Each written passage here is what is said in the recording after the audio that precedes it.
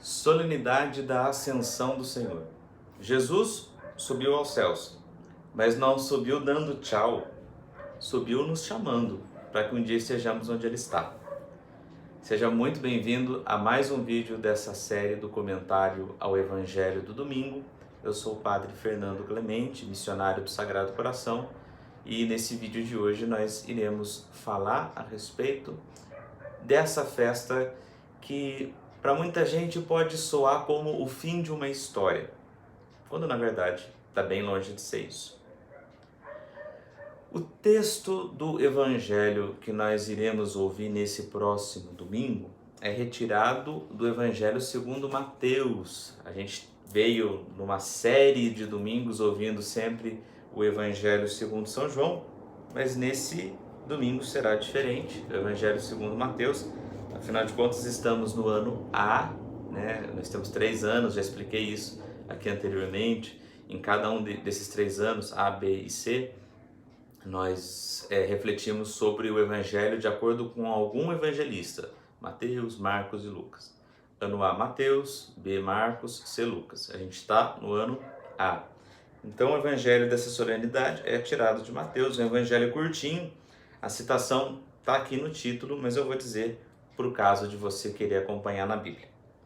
Mateus 28, de 16 a 20. São as últimas palavras do Evangelho de Mateus. Mateus, capítulo 28, versículos de 16 a 20. É bem curtinho. Mas antes de a gente falar do texto do Evangelho, algumas coisas que eu penso que talvez pudessem ser interessantes de a gente notar. A primeira delas é a seguinte: nós vamos ouvir na mesma missa 2 relatos diferentes a respeito da ascensão do Senhor. Na nossa cabeça, um pouco por causa dos filmes que a gente viu sobre Jesus, também por causa das obras de arte ao longo da história, a gente sempre parece que quando pensa ascensão do Senhor, o próprio nome já fala, ascender significa subir, ascensão então é subida. Imediatamente a gente já pensa Jesus em cima de um monte, com os apóstolos em volta, sendo elevado, voando, né, para cima das nuvens. Mas a gente vai perceber, curiosamente, na mesma missa, que o evangelista São Lucas, que foi quem escreveu também o livro dos Atos dos Apóstolos, que é a primeira leitura da missa desse domingo, narra a subida de Jesus de um jeito, em um determinado lugar, e Mateus, no evangelho que vai ser proclamado, narra de outro jeito e em outro lugar. Lucas fala do tempo que nos Atos dos Apóstolos fala que Jesus ficou ainda 40 dias com os seus discípulos. Mas no Evangelho segundo São Lucas, dá-se a entender que Jesus subiu aos céus no mesmo dia da sua ressurreição. Aí a gente pode ficar com a pulga atrás da orelha e pensar, nossa, mas que confusão, né? O Evangelho de Lucas está falando uma coisa, o próprio Lucas depois nos Atos dos Apóstolos fala outra coisa, Mateus fala outra. Gente, quem que está contando a verdade?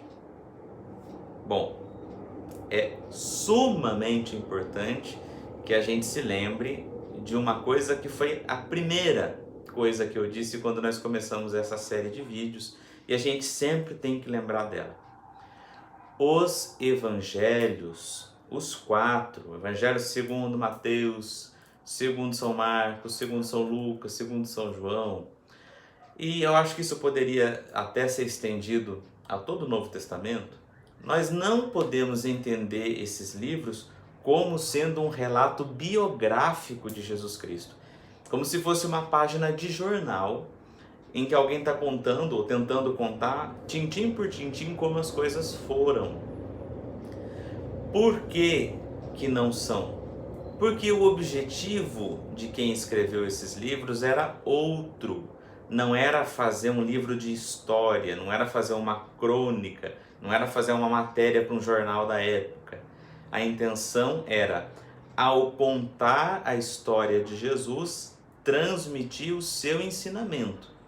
Então, ao invés de acharmos que o Evangelho é um livro de história, como a gente tem livros que contam a história do nosso país e do mundo, nós precisamos olhar para o Evangelho como um livro de catequese, um livro de sabedoria, que está querendo nos ensinar algo daquilo que, nos transmitir algo daquilo que Jesus mesmo ensinou. Então é nesse aspecto que a gente precisa olhar para esses textos. Porque se nós começarmos a achar que são crônica, que são jornalismo, a gente vai achar que a Bíblia se contradiz. E tem muita gente, muitas pessoas que são mais dadas ao ceticismo ou alguns tipos de ateu que são mais combativos, levantam esse argumento, falam assim: como é que vocês podem dizer que a Bíblia é a palavra de Deus se a Bíblia está cheia de contradições, como essas que eu disse? Mateus fala que Jesus subiu para o céu num lugar, Lucas fala que de outro. Então, não levemos tudo ao pé da letra, senão nós estaremos sendo fundamentalistas. É preciso a gente dar um passo adiante. Postas essas coisas, vamos entender um pouquinho mais o porquê que cada evangelista acaba narrando o jeito que Jesus subiu aos céus de uma maneira diferente.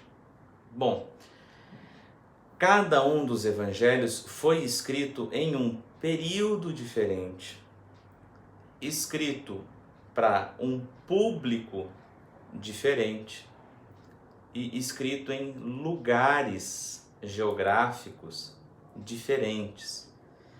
Eu escrever hoje um texto para as pessoas que vivem aqui na cidade de São Paulo, que é onde eu vivo, no século 21, agora nesse ano de 2020, vai soar muito diferente que um texto que foi escrito, por exemplo, na época do ciclo da borracha no Amazonas.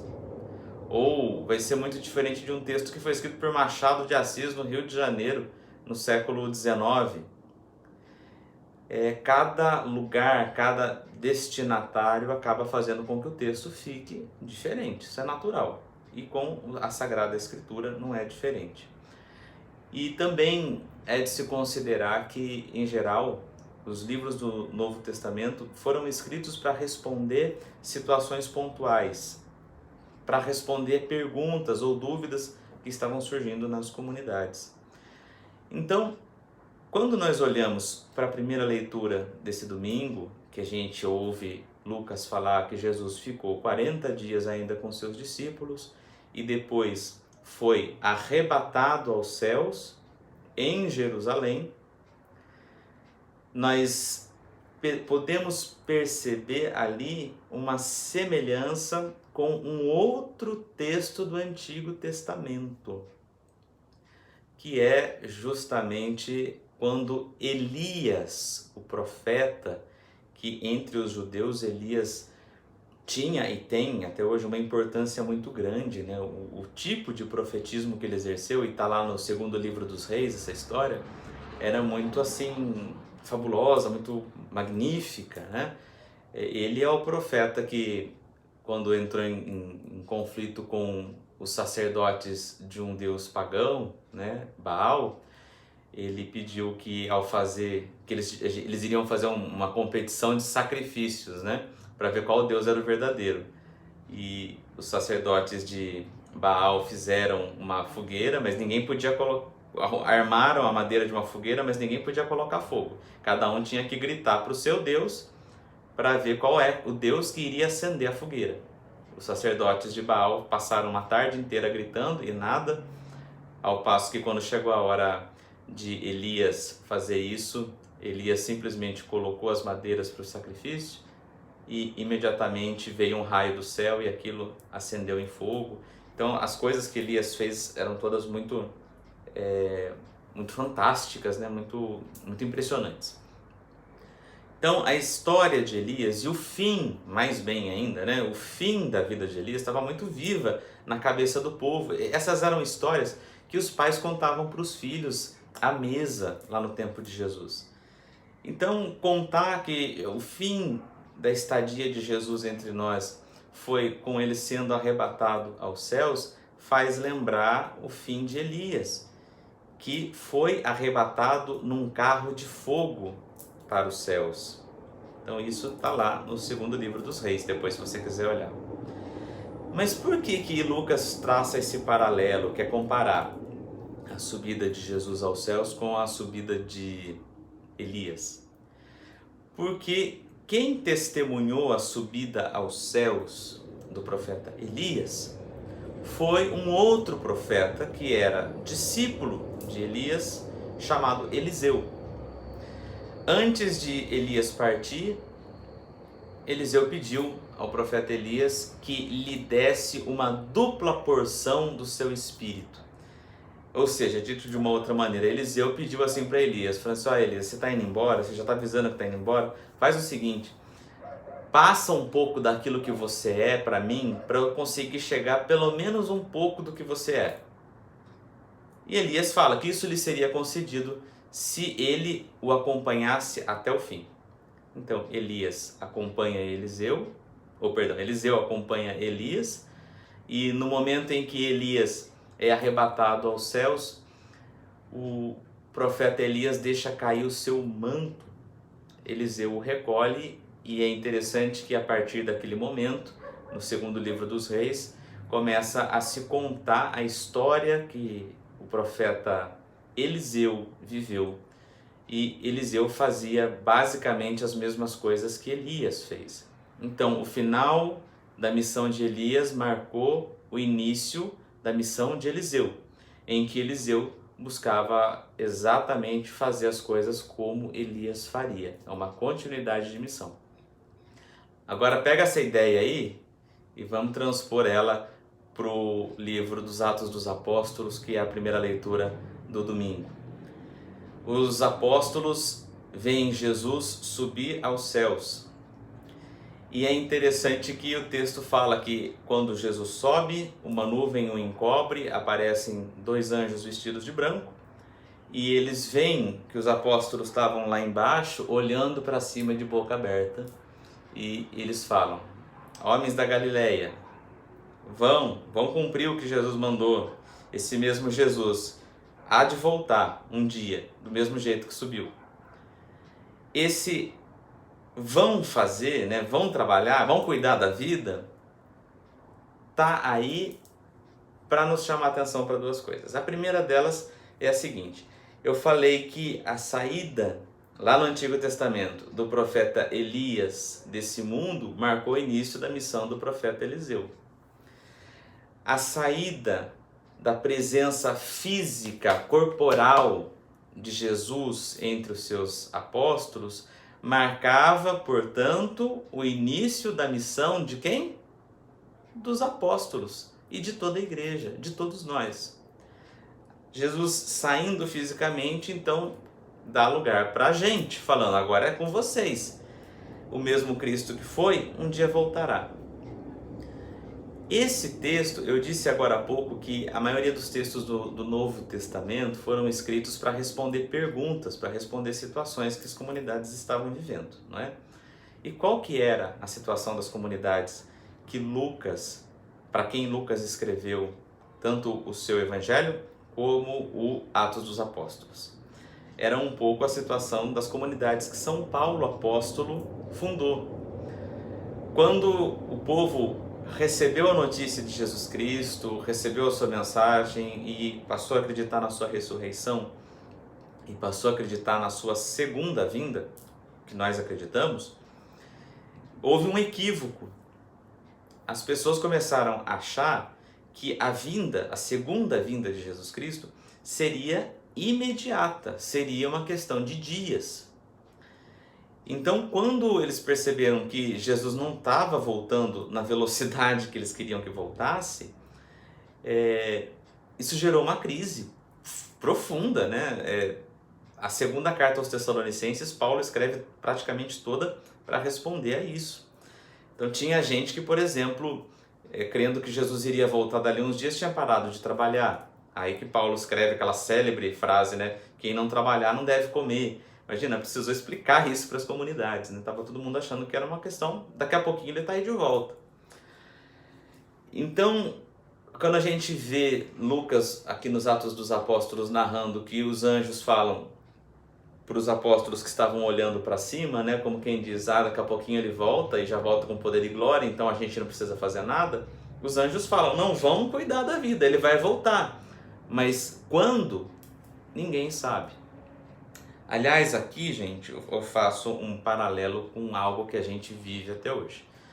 Não é raro a gente ficar ouvindo notícias de que em tal lugar está aparecendo Nossa Senhora, que em tal lugar está aparecendo São José ou qualquer um dos santos, e que essas alegadas aparições, repare, eu não estou falando daquelas aparições que a igreja reconhece, né, que viraram até devoção, como Nossa Senhora de Fátima, como Nossa Senhora de Lourdes, entre outras. Mas eu me refiro a algumas pessoas que dá 5 minutos nelas e elas começam a falar que estão vendo Deus por aí. E quase sempre as mensagens que essas pessoas trazem é: o fim do mundo está próximo. É incrível como esse tema volta tão rapidamente e como que o comportamento das pessoas frente a essa ideia do possível fim do mundo se repete também ao longo da história. Eu já disse em homilias aqui no Santuário das Almas, por exemplo, que ao longo da história da humanidade houve muitas situações em que todo mundo achou que o mundo ia acabar. Então vai acabar mesmo? Então vamos fazer, cada um vai tocar a vida do jeito que quer. Tem até aquela música, acho que é do Zé Cabaleiro, que fala: meu amor, o que você faria se só lhe restasse um dia? Abrir a porta do hospício? Ele vai narrando um monte de barbaridades, né, possíveis. Quando foi a virada do ano 999 para o ano 1000, as pessoas em Roma entraram em pânico e foram atrás do Papa pedindo que ele desse absolvição geral, porque eles achavam que no ano 1000 o mundo iria acabar. Quando foi, vocês devem se lembrar, quem tem um pouco mais de idade, do ano 1999 para o ano 2000 também. Foi gente desenterrando todo tipo de profecia, gente falando com Nossa Senhora, com os anjos, quer dizer, dizendo o que estava falando. Até Nostradamus citaram, falando que a 2000 chegaria, mas de 2000 não passaria. Lembram-se disso? O que aconteceu? Agora aqui, passou o ano 2000, alguém desenterrou uma profecia maia, interpretou essa profecia maia do seu jeito, porque os historiadores dizem que o que estava escrito ali não era bem assim, né? E cismaram que em 2012 ia ser o ano que o mundo ia acabar. Acabou? 2020, no meio dessa pandemia, o que já estão começando a dizer? Fim do mundo. Puxa vida, por que a gente tem essa fixação? A gente espera que aconteça a tragédia, parece, né? E olhando para a Bíblia, a gente percebe que a expectativa das pessoas era essa. Um parêntese dentro do parêntese. Vocês devem se lembrar que quando João Batista começou a pregar, ele pregava algo semelhante a isso, dizendo assim: o machado já está posto à raiz da árvore, convertam-se, porque o Senhor está vindo e ele virá para limpar a sua eira. O próprio João Batista, no início da sua pregação, achava que a questão do dia da ira de Deus era uma questão de semanas. E quando ele vê o Espírito descendo sobre Jesus, ele se alegra porque pensa: chegou o dia da ira do Senhor. E por quê que há essa esperança pelo dia da ira do Senhor? Porque nós transferimos para Deus algo que é muito nosso. A gente quer ver a justiça sendo feita de uma maneira matemática. Então, aqueles que foram infiéis, aqueles que zombaram a Deus, todos esses Deus vai jogar no mais profundo do fogo do inferno. E João Batista, ao falar isso, muita gente começou a pensar: então todo mundo que for pecador de algum jeito vai perecer com a vinda do Messias. Só que acontece justamente o contrário, né? O modo de Jesus se comportar frente aos pecadores como tal era um modo terno, ele se sentava para comer com os pecadores. A gente ao ouvir isso pode até parecer que isso esvaziou de sentido, mas pensa o pior tipo de criminoso que se conhece. E imagina que essas pessoas todas estivessem soltas, caso estejam presas, né? E ao se encontrar com Jesus, Jesus se senta para comer com essa pessoa, para dar risada com essa pessoa, e outros da mesma laia. Então, no nosso coração a gente fala assim, esse homem é louco, que foi justamente o que os fariseus falaram para Jesus, né? Lucas 15, a resposta de Jesus para esse tipo de fala foi justamente a parábola do filho pródigo, né? Jesus convertia as pessoas no trato agradável, e isso fazia as pessoas quererem mudar de vida. Deus não defende a injustiça, mas Ele quer que o injusto se converta. O profeta Isaías já falava isso, né? Quando Jesus começa a se comportar assim, o João Batista, que estava preso, fala para os discípulos dele irem conversar com Jesus, perguntar, escuta, é você mesmo o Messias ou a gente tem que esperar outro? Porque na cabeça dele o Messias seria diferente. Nós continuamos, essa história toda, voltando aqui para a ascensão, nós continuamos agindo do mesmo jeito, né? Nós queremos que Deus faça a justiça do jeito que a gente acha, e a gente quer que venha logo esse dia, e a gente quer que quando vier arrebente com tudo. Jesus nos alerta para termos cuidado com esse tipo de gente. Só quem sabe a hora e a data é o Pai nos céus.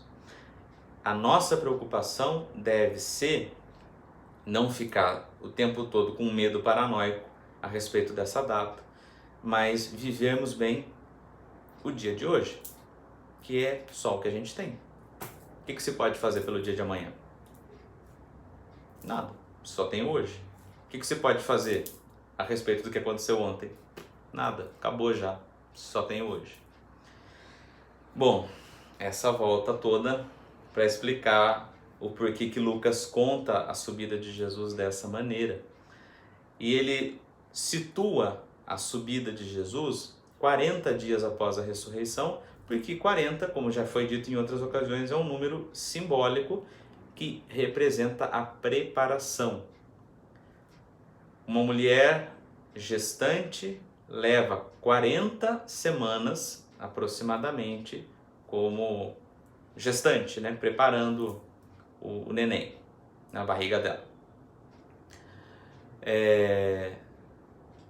O tempo em que uma mulher após dar à luz fica naquela situação que os antigos chamavam de dieta, né? É também 40 dias. 40 é ligado com a preparação, com a gestação. Então essa ideia de que Jesus ressuscitado passou ali com seus discípulos, gestando eles para a missão. Jesus passando o bastão para eles, como quem diz, agora é com vocês. Não vos deixarei órfãos, vocês não vão estar sozinhos nessa, mas vocês têm que fazer a sua parte também. A tentação de esperar o dia da ira do Senhor para que Ele venha acabando com tudo, na verdade é uma forma muito refinada de preguiça, né? Porque Deus resolvendo, eu não preciso fazer nada. Então a gente às vezes fantasia de piedade, fantasia de bondade e de fé, aquilo que na verdade é simplesmente preguiça de nossa parte, de tentarmos mudar a nós mesmos e de tentarmos mudar a realidade que está ao nosso redor, tanto quanto seja possível. Ser cristão dá trabalho. Ser cristão não é sobre simplesmente professar com a boca a fé em Jesus Cristo, mas além disso, transformar o nosso comportamento. O cristianismo é prática, não é só racionalidade. Bom, isso tudo que eu nem entrei no evangelho ainda. Nesse vídeo de hoje acho que vai ter umas 3 horas. Espero que não. Deixa eu pegar aqui a minha cola, porque eu até me perdi onde eu estava falando. Bom, vamos ver o texto do evangelho que nós ouviremos nesse domingo. É um trecho bastante curto, então eu vou ler. Naquele tempo, os 11 discípulos foram para a Galileia, ao monte que Jesus lhes tinha indicado. Quando viram Jesus, prostraram-se diante dele. Ainda assim, alguns duvidaram. Então Jesus aproximou-se e falou: Toda autoridade me foi dada no céu e sobre a terra. Portanto, ide e fazei discípulos meus todos os povos, batizando-os em nome do Pai e do Filho e do Espírito Santo, e ensinando-os a observar tudo o que eu vos ordenei. Eis que eu estarei convosco todos os dias, até o fim do mundo. Jesus sobe aos céus, mas agora contado pelo evangelista Mateus. Vimos como que Lucas nos contou nos Atos dos Apóstolos, que será proclamado na primeira leitura. Agora vamos passar para o evangelho que nos conta São Mateus. Em Lucas, eu estava falando das diferenças, né? Em Lucas, Jesus sobe aos céus em Jerusalém mesmo. Em Mateus, não. Mateus fala que logo após a ressurreição, Jesus, ao aparecer às mulheres, ele fala assim: Ide dizer aos meus irmãos que se dirijam a Galileia, lá me vereis. Isso a gente ouviu no domingo da Páscoa, se eu não estou equivocado. Ou no sábado santo, me falha a memória agora. Mateus situa a despedida de Jesus na Galileia. É uma localidade distante de Jerusalém, mas é um lugar cheio de significados, porque é onde Jesus nasceu. E não só por isso, é onde ele começou e desenvolveu praticamente todo o seu ministério. Os 3 primeiros evangelhos, os evangelhos que a gente chama de sinóticos, né? São Mateus, São Lucas e São Marcos, eles narram a vida de Jesus quase que inteiramente passada na beira do lago da Galileia. Ele sempre estava ali naquelas cidades ao redor. E vai para Jerusalém só no final do evangelho para ser morto e ressuscitar. Mas o que tem de especial além disso na Galileia? Tem o fato de que a Galileia era uma região mal vista. Era uma região em que o pessoal da capital, o pessoal de Jerusalém, olhava para eles com o nariz meio torto, porque era uma região onde moravam muitos pagãos, era uma região que era distante de Jerusalém, então esse pessoal não podia ir ao templo que ficava lá em Jerusalém. Era uma população muito pobre e tida por ignorante. Quer dizer, a Galileia era lascada. O fato de Jesus se encarnar ali já nos pode fazer entender por quem Deus tem uma predileção. Justamente por aqueles que estão lascados de alguma maneira, por todos os marginalizados. É ali que Deus se encarna em Jesus Cristo e é ali que ele desenvolve todo o seu ministério. E o seu ministério foi basicamente ensinar a essas pessoas que há uma possibilidade de vida melhor. Esse objetivo a ser conquistado, viver bem, ter a vida eterna, é alcançado através da prática do amor e da caridade fraterna. Vivendo no amor, a gente vive melhor. Vivendo na acolhida, perdoando, evitando a violência, não sendo tão apegado aos bens materiais, seguindo esses métodos, seguindo esses passos, indo em direção a amar ao próximo e a Deus, vai fazer com que nós cheguemos à vida eterna. E vida eterna, eu gosto sempre de frisar, não se refere simplesmente àquilo que vai acontecer conosco depois da morte, mas sim temos vida eterna já aqui na terra. Vida eterna não em duração, vida eterna em qualidade.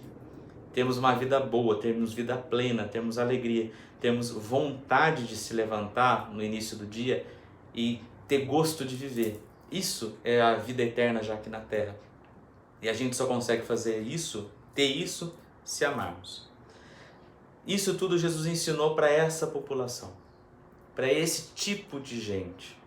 E foi esse tipo de gente que acolheu Jesus. Jesus manda os discípulos, após a sua ressurreição, voltarem para lá, como dando uma mensagem clara. É desses que vocês têm que estar mais próximos. Isso não significa que a mensagem do Evangelho seja excludente, que seja só para esses. Mas esses recebem primeiro a mensagem. Esses têm que ter a primazia da nossa atenção, de nós que somos discípulos de Jesus Cristo. Quando eu digo que o Evangelho nos manda termos uma opção preferencial pelos pobres, pelos marginalizados, essa opção não é exclusiva. Veja bem, você que é pai e mãe e que talvez esteja acompanhando esse vídeo. Se você tem 3 filhos, você seria capaz de me dizer qual você ama mais?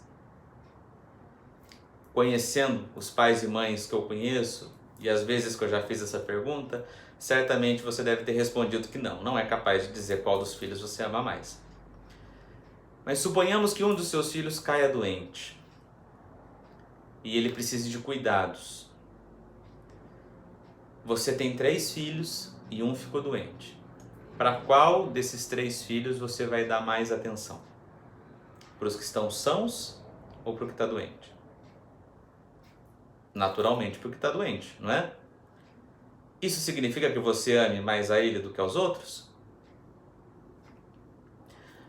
Quando Jesus fala que temos que ter como primeiros destinatários da mensagem do Evangelho e da nossa prática os que são marginalizados, quem está na rua hoje em dia, ou quem está sendo vítima de qualquer tipo de preconceito, quem está sendo prejudicado de alguma maneira, quem está sendo injustiçado, essas pessoas, Jesus nos convida a estar primeiro com elas, dar mais atenção a elas.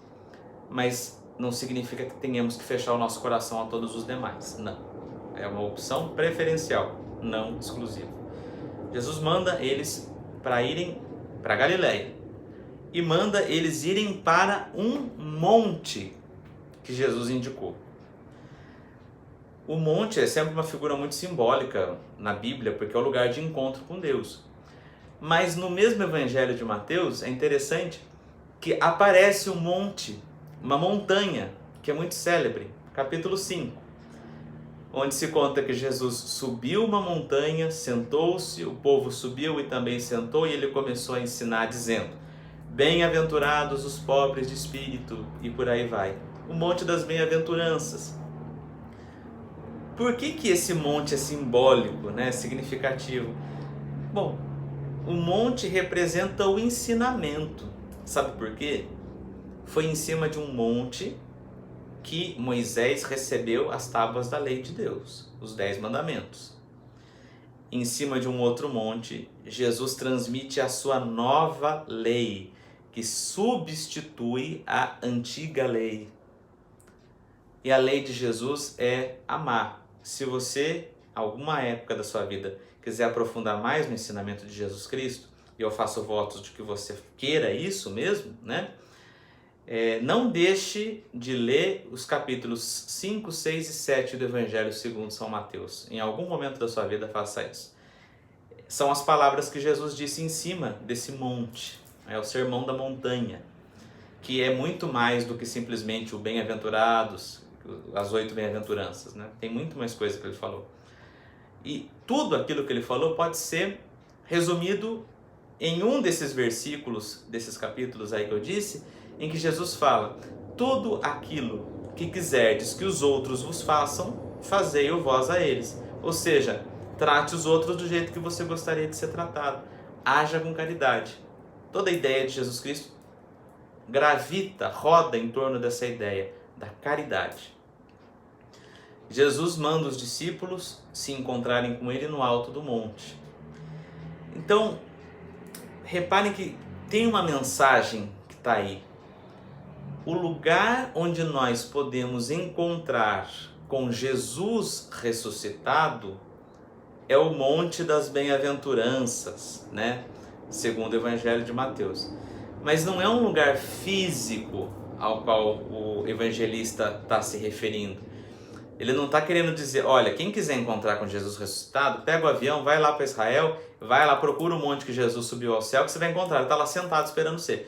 Não é isso, a gente não pode ler, lembra que eu falei? A gente não pode ler o Evangelho como se fosse um jornal. É um livro de catequese, é um livro de sabedoria. Precisa olhar com atenção, com calma, né? A gente se encontra com Jesus ressuscitado na medida em que a gente está vivendo o que Ele nos mandou viver. Cada vez que a gente perdoa alguém, cada vez que a gente faz um ato de caridade para quem precisa, cada vez que a gente dá atenção para uma pessoa necessitada, cada vez que a gente visita um doente, cada vez que a gente vai a uma cadeia visitar alguém, cada vez que a gente faz qualquer ato de misericórdia, nós estamos nos encontrando com Jesus ressuscitado. O próprio Mateus fala, evangelho dele, né, capítulo 25, quando Jesus fala como será o juízo final, ele fala: tive fome e me destes de comer, tive sede e me destes de beber. Senhor, quando foi que te vimos assim? Cada vez que fizeste isso ao menor dos meus irmãos, foi a mim que fizeste. Cada vez que a gente vive o amor, a gente está se encontrando com Jesus ressuscitado. Não é uma presença física. Eu não estou tocando em Jesus, o mesmo Jesus que andou por Nazaré, o mesmo Jesus que andou na Galileia. Mas é uma presença diferente. É uma presença mística. Olha que doideira isso, gente. Olha que profundidade. Acreditar nisso significa que... Sabe essa pessoa com quem você está convivendo essa pandemia, que às vezes você já não está aguentando mais? Ou sabe aquele teu colega de trabalho que lá da casa dele ele está te atormentando? Sabe aquela pessoa que você não concorda de jeito nenhum? Ou também, sabe aquela pessoa que você sabe que está passando necessidade nesse momento? Então, essas pessoas, cada vez que você fez um ato de amor, sem que ela precisasse, sem que ela merecesse, melhor dizendo, você está fazendo Jesus aparecer entre nós. Você está se relacionando com Jesus ressuscitado. Isso é profundíssimo, gente. Pois bem, manda para Galileia, manda para o lugar que Jesus começou, manda sobre esse monte, que é o monte do ensinamento dele, que é o lugar de nós encontrarmos com ele. Aparece a um grupo interessante, aparece aos 11. Só o fato de usar essa palavra 11 já nos faz pensar muito, porque é o grupo que não tem Judas, é um grupo mutilado, é um grupo ferido. E mais do que isso, o Evangelho fala que eles, mesmo vendo Jesus ressuscitado, alguns ainda duvidavam. É esse grupo dos discípulos, um grupo frágil, um grupo que teve gente que negou, um grupo que tem gente que queria botar fogo, aquela passagem que eu já citei aqui, que Tiago e João falam: Senhor, não queres que peçamos descer fogo do céu sobre essa cidade? Um grupo que ainda não tinha entendido tudo e um grupo que ainda estava duvidante, um grupo ultra frágil. É a esses que Jesus confia o mandato de criar um mundo novo, a proposta de um mundo novo. Por que a esses? Não tinha gente melhor? Sabe qual que é o problema? Somos seres humanos. Eu, você, qualquer pessoa sempre vai enfrentar essas limitações que o Evangelho colocou. Nós também vamos duvidar, nós também às vezes vamos pisar na bola, nós também vamos odiar, nós também vamos ser avarentos. Nós todos estamos lidando com isso constantemente. Mas isso não pode ser impedimento de a gente tentar ser melhor. Uma coisa que a gente deve riscar do nosso modo de ver o mundo é o bendito do complexo de Gabriela, que eu já falei várias vezes. Sabe qual que é, né? Eu nasci assim, vou ser sempre assim, vou morrer assim, Gabriela, né? Não, de jeito nenhum. Quem anda para trás é caranguejo, a gente tem que melhorar. Dói, é dificultoso melhorar. Mas cada vez que eu faço um esforço, eu estou tentando ser melhor, ser diferente, ter mais vida. Esse esforço vale a pena. Tem gente que fala assim: ah, eu tenho gênio ruim mesmo. Ah, eu não levo desaforo para casa. Ok, você pode reconhecer isso em você, como eu também reconheço uma porção de coisas em mim que eu gostaria que fosse diferente. Mas vamos tentar melhorar isso. Tem hora que você não vai conseguir, tem hora que eu não vou conseguir, tem hora que a gente vai errar feio. Mas se por um lado acertar sempre a gente não consegue, por outro, recomeçar, isso com certeza a gente pode fazer sempre. Sempre é possível recomeçar. Isso o Evangelho nos ensina. Esse grupo frágil é uma figura de quem nós somos. Hoje, na igreja, tem muita gente que, como eu já falei num outro vídeo, se afasta porque, eu vi tal coisa na igreja, me desiludi. Não esperava ver isso na igreja. Olha, infelizmente você pode mudar de igreja, você pode mudar de paróquia, você pode mudar de planeta. Enquanto você estiver lidando com criaturas, você vai estar lidando com incoerências, porque somos seres limitados. Não sei em Marte, né, se tem ET que seja perfeito, mas aqui na Terra não tem. Pois bem, é um grupo frágil, mas é a esses que Jesus confia a sua missão. Ele se aproxima deles, o Evangelho fala. Mesmo sendo frágeis, Deus não se afasta de nós. Antes, ele se aproxima. E aí ele transmite a sua missão para os discípulos. E aqui eu vou caminhando já para o final. Jesus ordena aos seus discípulos que eles vão, ou seja, se mexam, que façam discípulos. Discípulo é um nome mais chique para aprendiz. Então a nossa missão como cristãos é despertar nas outras pessoas ao nosso redor o desejo de serem melhores, o desejo de aprenderem. O verdadeiro educador é aquele que faz o educando ter o gosto de quero mais, né? Que fala de uma maneira que gera curiosidade no aluno. Essa missão é a que Jesus nos deu. Que as pessoas, ao nos observarem, ao verem como nós nos comportamos, pensem assim: uma pessoa que vive assim, uma pessoa tão leve, uma pessoa tão feliz, porque descobriu o sentido da vida, que é amar, puxa vida, o que será que ela faz? Como é que ela faz para ter essa paz? Pronto, você fez um discípulo. E repare que não tem nada a ver de se chegar com a Bíblia assim na porta da casa do outro, bater lá e falar assim: aqui, eu vim trazer a palavra de Deus. Você pode até conseguir assim, mas talvez um outro jeito, que é mais forte, é o de transmitir com a vida. Quem nos olha tem vontade de ser que nem a gente. Isso é fazer discípulos. E não é discípulos nossos, discípulos de Jesus. Se alguém nos aborda, o que se faz para ter paz? Eu sigo o que Jesus ensinou. Direcionarmos o discipulado para ele. Nunca acharmos, sobretudo quem prega o Evangelho, que o elogio que possamos receber por aquilo que fizemos ou por aquilo que falamos é para nós. É para o Cristo. Para ele que nós trabalhamos. A gente é só discípulo, como os outros, não é? E mais, Jesus termina dizendo que fazer discípulos e batizar a todos em nome do Pai e do Filho e do Espírito Santo. Batizar aqui não se refere simplesmente ao sacramento do batismo, embora esse seja fundamental, né? E precisa batizar mesmo. Mas batizar é uma palavra em grego que significa mergulhar, submergir. Então esse texto a gente poderia traduzir de um outro jeito, lendo ele em grego, né? Ide, fazei discípulos meus em toda a terra, mergulhando-os no Pai e no Filho e no Espírito Santo. Então, é engraçado, né? O gesto do batismo é um banho. E a criança, quando sai do batismo, o adulto depois é ungido na testa com um óleo perfumado, que é o óleo do crisma.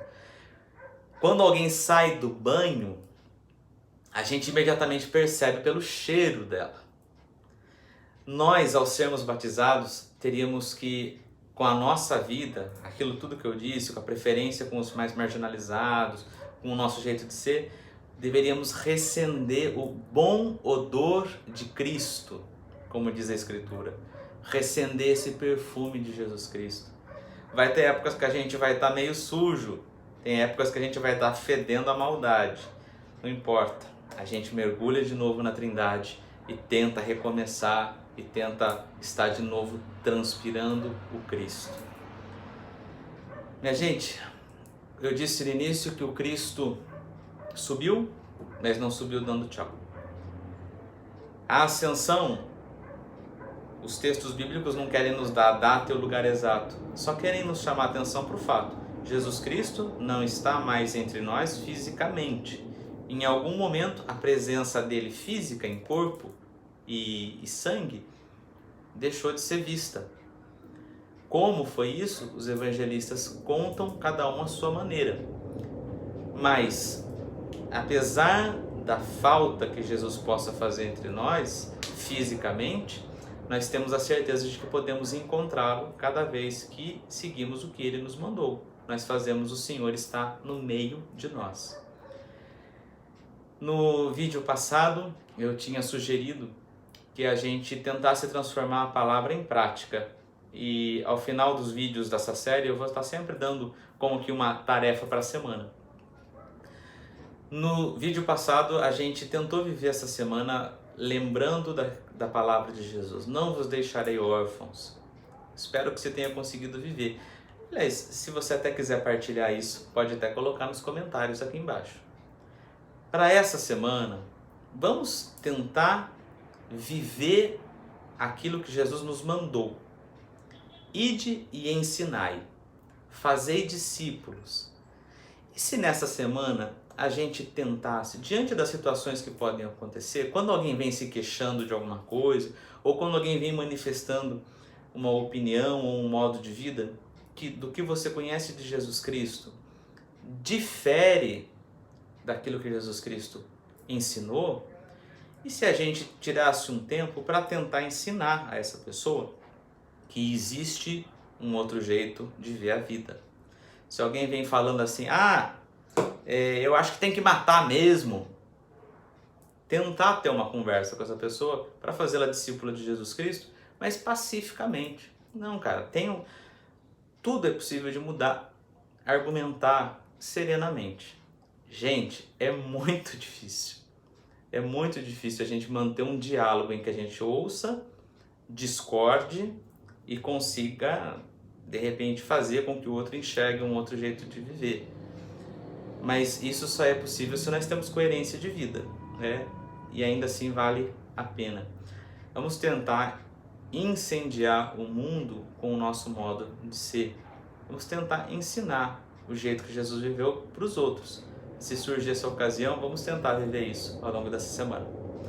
Agradeço profundamente a sua presença e a sua paciência, e semana que vem a gente se encontra de novo para já meditarmos o Evangelho do domingo de Pentecostes. Um abraço e boa semana.